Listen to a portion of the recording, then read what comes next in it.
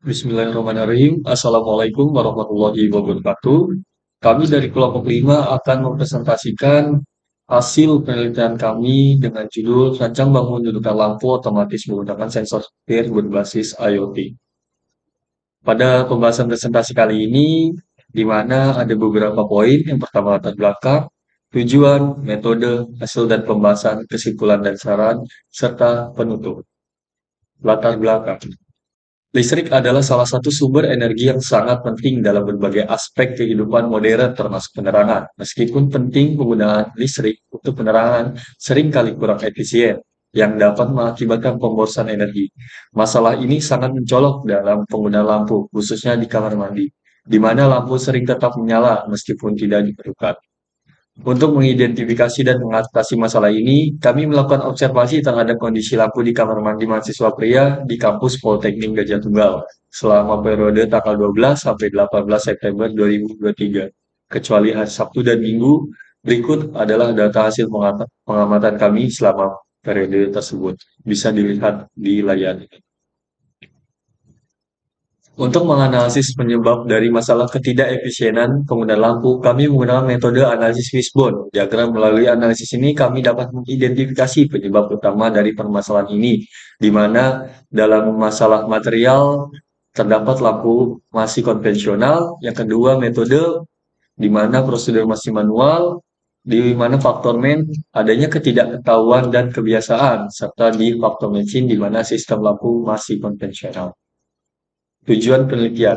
Dalam penelitian ini ada beberapa tujuan yang akan kami capai. Yang pertama, merancang bangun dudukan lampu otomatis yang mampu mendeteksi keberadaan manusia. Yang kedua, merancang dan mengembangkan aplikasi pengendali lampu otomatis yang digunakan untuk mengatur pencahayaan. Yang ketiga, mendesain dudukan lampu otomatis menggunakan teknologi 3D printing. Metode dalam pembahasan metode ini akan dibahas oleh teman saya bersama Iqbal Sikurniawan. Baik, yang selanjutnya yaitu metode. Metode dalam penelitian ini ada beberapa metode yang kami lakukan. Yang pertama, pengumpulan data dan bahan. Langkah pertama dalam penelitian ini mengumpulkan semua alat dan bahan yang diperlukan. Alat yang digunakan, laptop, 3D printer, software Arduino IDE, dan CodeWallet Creator. Lalu bahan yang kami gunakan yaitu ESP8266, relay, kabel, sensor peer, filamen, lampu 220 ACV, dan fitting lampu gantung. Lalu yang kedua, perencanaan dudukan lampu otomatis. Setelah semua alat dan bahan terkumpul, tahap selanjutnya yaitu memulai proses merancang desain dudukan lampu otomatis yang mampu mendeteksi keberadaan manusia dengan menggunakan software SolidWorks. Lalu selanjutnya yang ketiga yaitu ada perencanaan. Lalu ini bisa dilihat gambar desain dudukan lampu otomatis. Lalu yang ketiga, perancangan aplikasi pengendali lampu. Pada tahap ini akan mengembangkan sebuah aplikasi pengendali lampu otomatis yang memungkinkan pengguna untuk mengatur pencahayaannya. Aplikasi ini akan dirancang dengan menggunakan perangkat lunak modular Creator. Lalu ini tampilannya atau desain aplikasinya. Lalu yang keempat, pencetakan dudukan lampu menggunakan 3D printer. Setelah menyelesaikan desain dudukan lampu otomatis, langkah selanjutnya adalah melakukan pencetakan dudukan lampu menggunakan teknologi 3D printing dengan software SolidWorks dan Creative Cloud. Aplikasi Creative Cloud digunakan untuk mengimpor hasil dari SolidWorks ke alat 3D printing. Lalu yang kelima itu perakitan dan instalasi. Proses perakitan dudukan lampu otomatis akan dilakukan dengan mengintegrasikan sensor peer ESP8266 dan komponen elektronik lainnya. Bisa dilihat di sini ada alur kerja alat. Lalu yang keenam, pengujian dan evaluasi. Setelah proses perakitan dan instalasi selesai, penelitian akan dilanjutkan dengan melakukan rangkaian pengujian. Pengujian ini bertujuan untuk memastikan bahwa sistem berfungsi sesuai dengan tujuan penelitian yang telah ditetapkan.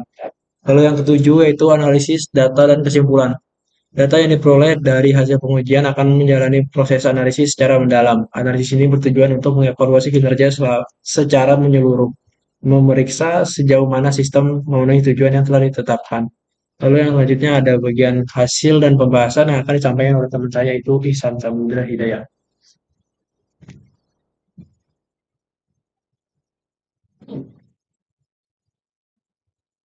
Baik, di hasil dan pembahasan berikut adalah alat yang sudah dibuat Berikut adalah dudukan lampu otomatis terbagi dari 5 bagian. Yang pertama adalah sensor peer, yang mana digunakan untuk mendeteksi keberadaan manusia. Kemudian frame alat yang digunakan sebagai letak komponen-komponen lain. Ketiga, lampu sebagai output ketika sensor peer mendeteksi keberadaan manusia, maka lampu akan menyala. Keempat, steker penghubung ke sumber listrik. Dan yang kelima adalah rangkaian berada di dalam frame untuk mengendalikan alat. Kedua, berikut adalah rangkaian sistem lampu otomatis, sensor peer, relay, dan juga lampu terhubung ke dalam ISP8266 dan dikendalikan dengan sumber 5 volt DC dan lampu dengan sumber 220 volt. Kemudian berikut adalah tampilan aplikasi SunSense untuk mengendalikan dan memonitoring dudukan lampu otomatis. Pada aplikasi ini ketika kita menekan tombol turn on, maka akan mengirimkan nilai 1 ke database. Sedangkan ketika menekan tombol turn off, maka akan mengirimkan nilai 0 ke database. Kemudian nilai 1 dan 0 tersebut akan dibaca oleh ISP untuk menentukan mode otomatis dan juga mode off. Kemudian juga ada monitoring di mana ada dua, yaitu today state dan yesterday state, di mana dipantau penggunaan power pada power usage dan juga nyala lampu pada lamp usage. Kemudian ada light condition, ini memantau kondisi lampu apakah sedang menyala atau tidak. Kemudian ada sistem control, di mana menampilkan mode yang digunakan. Kemudian adalah pengujian sensor peer dengan ESP8266, di mana dalam beberapa jarak yang telah ditentukan, sensor peer dapat menjangkau dan hasil pembacaan dapat dibaca oleh ESP8266. Kemudian pengujian ESP8266 dengan Firebase atau basis data, di mana nilai yang didapat pada ESP8266 sesuai dengan apa yang ada di Firebase. Berikut adalah pengujian aplikasi dan basis data. Dan berikut adalah pengujian aplikasi di mana secara teknis sudah sesuai dengan yang diharapkan. Kemudian pengujian antara aplikasi dengan Firebase di mana terdapat mode monitoring dan juga kontrol, di mana mengambil data dan juga mengirimkan data, di mana sudah sesuai dengan Firebase. Kemudian adalah pengujian mode, di mana pengujian sistem kontrol, di mana ketika mode otomatis dan ada manusia maka akan nyala, dan ketika tidak ada manusia maka akan mati. Kemudian ada pengujian sistem monitoring, di mana di sini diuji monitoring pada aplikasi, sehingga ketika kondisi pin D0 SP826 low, di mana tidak terdeteksi manusia, maka pada sistem monitoring nilai dari penggunaan daya tidak bertambah dan light condition off. Akan tetapi ketika high, maka nilai pada power usage dan light condition akan berubah. Terakhir, hasil dan pembahasan yakni dibuktikan dari perbandingan efisiensi penggunaan dudukan lampu otomatis dengan sistem lampu konvensional, di mana dilakukan pengujian selama 1,5 jam atau 90 menit, dan pada tabel di bawah dapat dilihat bahwa dengan dudukan lampu otomatis dalam 1,5 jam lampu hanya menyala selama 56 menit dengan penggunaan daya sebesar 14,24 watt, sedangkan pada lampu konvensional pada 1,5 jam lampu menyala selama 1,5 jam juga, karena lampu dihidupkan tanpa memedulikan keberadaan manusia, dan penggunaan daya lampu sebesar 22,5 watt, sehingga didapat selisih di mana penggunaan daya lampu dengan dudukan lampu otomatis lebih rendah sebesar 8,24 watt dan selisih penggunaan lampu 33 menit. Berikut adalah hasil dari desain dudukan lampu otomatis di mana dibuat melalui SolidWorks. Kemudian sebelum di print oleh 3D printer, dikonversi terlebih dahulu oleh Creality Slicer.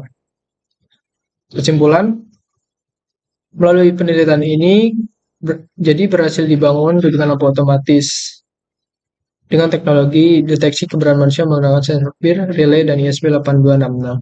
Kedua, aplikasi pengendali lampu otomatis yang dinamakan SunSense berhasil dikembangkan yang dapat memantau dan juga mengendalikan alat. Dan ketiga, dudukan lampu otomatis berhasil dirancang dengan teknologi 3D printing. Kemudian saran, berdasarkan penelitian yang dilakukan, pada penelitian selanjutnya dapat dipertimbangkan penggunaan modul penghitung arus untuk melakukan kalkulasi daya lampu dengan memanfaatkan teknologi modul penghitung arus. Dapat meminimalkan kesalahan yang mungkin timbul dari perhitungan manual dan meningkatkan akurasi hasil kalkulasi daya. Sekian dari kelompok kami. Terima kasih. Wassalamualaikum warahmatullahi wabarakatuh. Baik, di sini kami akan mendemonstrasikan alat yang telah kami buat. Di sini ada dudukan lampu otomatis dan juga aplikasi SunSense. Baik, kita mulai. Pertama, mode awal adalah kondisi off, maka kita akan aktifkan dengan menekan turn on. Maka mode akan berubah menjadi otomatis mode. Dan ketika sensor PIR mendeteksi keberadaan manusia, maka lampu akan menyala dan pada aplikasi SunSense light condition menjadi on. Kemudian ketika tidak ada keberadaan manusia, maka lampu akan mati.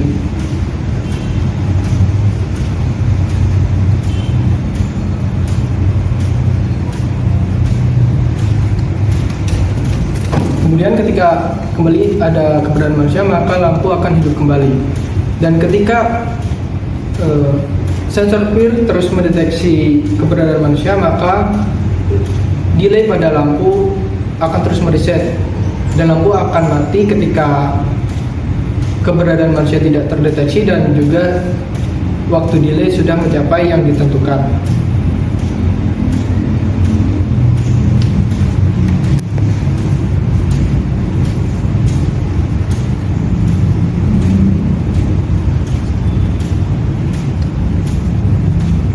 Ketika lampu mati, maka data dari pengukuran daya akan masuk ke dalam 2D stats, di mana di sini diukur power usage atau penggunaan daya dan juga lama lampu menyala.